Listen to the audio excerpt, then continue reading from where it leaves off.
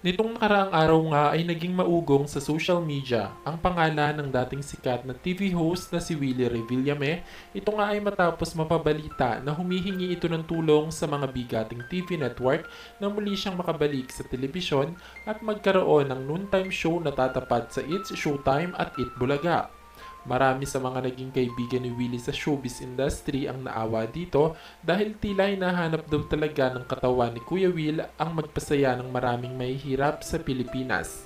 Samantala, lumabas naman ngayon sa ilang pahayagan na di umano'y maging si Bossing Vic Soto ay naaawa din sa dating kaibigan. Ayon dito, naisin man daw niyang tulungan si Willie ay wala siyang magagawa dahil maging sila daw ay nahirapan ding makahanap ng bagong tahanan sa TV.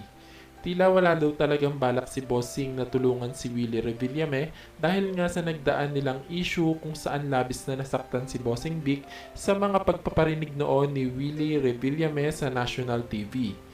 Ayon sa netizens, tama lang daw natanggihan ni Bossing Vic si Willie dahil sa mga kasalanan nitong nagawa noong kasagsagan ng kasikatan ng noontime show nito sa ABS-CBN. Nilinaw naman ni Bossing Vic sa isang interview na wala na siyang sama ng loob kay Willie Revillame dahil matagal na naman daw ang issue at pareho na nilang kinalimutan. Matagal na din daw nilang napag-usapan at naayos ang issue sa pagitan nila.